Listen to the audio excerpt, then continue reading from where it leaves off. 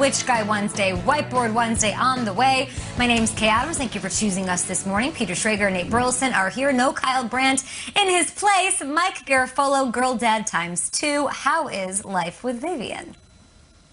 Oh, bleary-eyed. How do I look? Did I look clear? You look great. Because I'm faking it. Oh, we're going to have a lot of fun today. I'm going to put you on the spot bright and early, like right now. It's time for the lead block. Let's do it. Mike G, we heard the news yesterday about Washington quarterback Dwayne Haskins. I'd love to know what went down, and I'd love to know the latest. Dwayne Haskins was caught on social media inside a strip club on Sunday night after the loss to Seattle. He then apologized yesterday on his Twitter account, which he then locked up for only those following him that they could now follow and see his tweets. But Haskins did apologize, and what's going to happen today is Ron Rivera is going to meet the media. I would anticipate that there will be no suspension based on the conversations I had yesterday. There's the apology.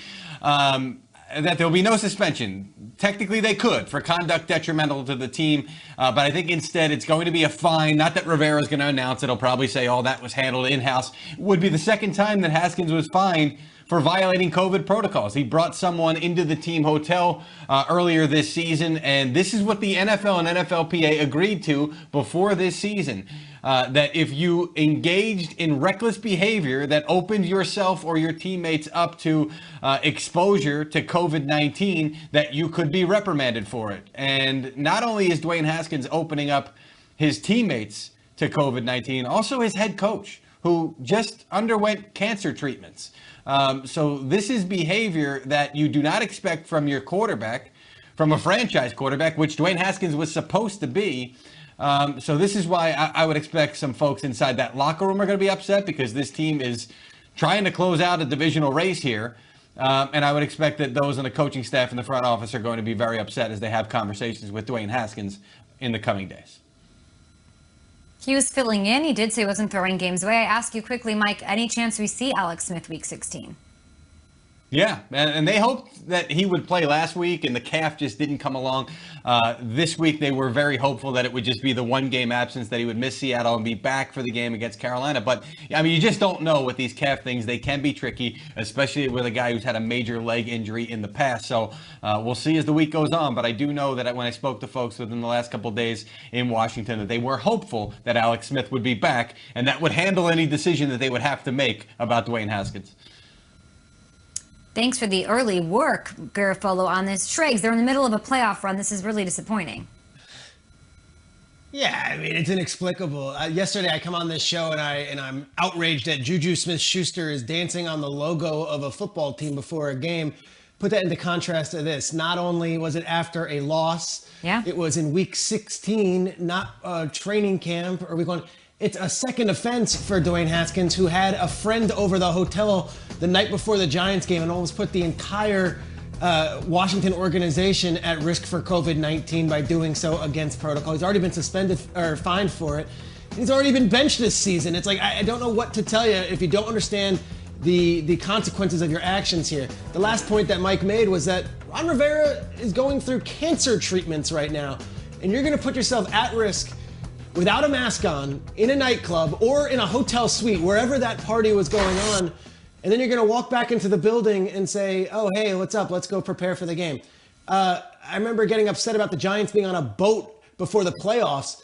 They lost the game Sunday, and Haskins didn't play well, and he's celebrating in an unsavory manner with no mask on. So everyone could take a pound of flesh and everyone can criticize the kid. To me, I'm just confused and bewildered that at this stage in the season, with what everyone's going through with COVID-19, you could put those many people at risk. And then, of course, we'll hopefully hear from him at some point. He did send those tweets that we just saw. Ron Rivera is set to talk to the media today. We'll hear all of that. You can keep it here on NFL Network. When you say we're in the middle of this thing, you're right, Triggs. They could get to the playoffs and go deep. They're built that way. The NFC East, very much up for grabs. Washington, a game up on the Cowboys and Giants. All four teams have a path to the playoffs. So if we take a look at what's left on the schedule, all of these teams face each other in Week 17. It makes it very interesting. Ultimately, Nate, what do you think decides the NFC East? Yeah, before I get to that, let me add in on Haskins. I mean, just like Peter and Garofalo are saying, I mean, putting your teammate at risk, putting your coach, putting everybody within the organization at risk, that's at the top of the list of reasons why you shouldn't do things like that. I'm not going to tell you what to do in your downtime, but I will tell you this. If you have an opportunity to not only make a run into the playoffs, but establish yourself as a franchise quarterback, just push all of the chaotic ways of kicking it to the offseason. Do that when you're not coming back to the facility every day for practice and getting ready for a game. There's 2 weeks left. There's teams that have already booked vacations and shipped their cars. The Washington football team, you're not one of those squads. So Dwayne Haskins, just know, like, now is the time to be a little bit more tightened up.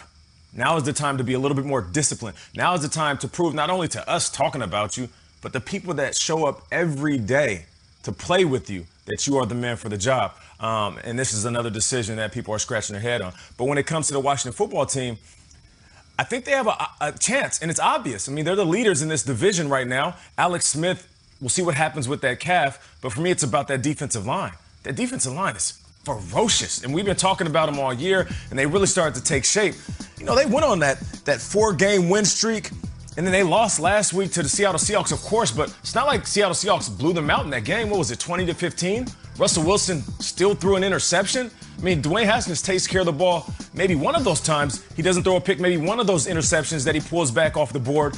They have a chance to win this. And we're talking 5 wins in a row for a team that nobody expected to do anything at the end of the year. If you're looking at the division, where they lead in the division, where they stand, if they get Alex Smith back at quarterback, this defensive line that has 40 sacks on the season, if they continue to play well, I see these guys not only getting to the playoffs, but they could flip the table over and shock somebody in that wild card round, that first round. Yeah, when you have that front, it covers up a lot of other things, and that's a place that a lot of general managers and coaches, you want to be strong first on that defensive line, and they certainly are. Nate, when I look at this NFC East, I just can't help but think how pivotal the Eagles are over the last 2 weeks, because they've got 2 divisional games here. And more specifically, Jalen Hurts. I mean, I think Jalen Hurts is the answer to the question on the screen about what decides the NFC East, because this was a guy who, when Doug Peterson said, if I go to him, this was a couple of weeks ago, then I'm pretty much admitting the season's over. Well, now he's the guy that could save their season. Is this the one hope for them? And that's not a shot at Doug, by the way. That's just to say that Hurts has exceeded everybody's expectations, including those inside the building on the coaching staff as well. And I just, if the Eagles beat Dallas, that knocks out Dallas. If Washington loses and the Eagles win, well, now the Eagles are in contention and can perhaps take the division with a win in Week 17 over Washington. So I just, of all the pieces that we're looking at right here, I just look at the Eagles and can't imagine that anybody's more pivotal than they are as to what's going to happen in this division right now. That's crazy, Mike. Well, welcome, Cowboys fans, back to the show. I know you haven't watched in the last 2 months, but welcome back, because suddenly the Cowboys are relevant, and it's going to come down to Week 16. They host the Eagles. They're the home team with a crowd in the stands with momentum of 2 straight wins. And then they might be going to play the lifeless Giants at MetLife in Week 17. If they handle their business and Washington loses one of those games, hello, Cowboys home playoff game. And how fitting in 2020 with how weird this year is and how upside down this year is, after we wrote off Dallas, that come Week 16, Andy Dalton and Tony Pollard might decide the NFC East. Yes, go back to any of our off-season shows in August, July, June. I would love to tally the amount of times we mention the names Andy Dalton and Tony Pollard in our countless NFC East conversations. But that's the year. It's crazy. And, you know, Nate, I mocked you earlier this season when you said that this division, which has just been filled with terrible football for the first 3 months of the season, was the most entertaining in the league. I said, come on, man, you don't really believe that. I'm looking at these 4 teams below us. They're all alive, and it might not be that fun or entertaining to watch them on a week-to-week basis, but it certainly is exciting. Nate's just like, right about that, Striggs.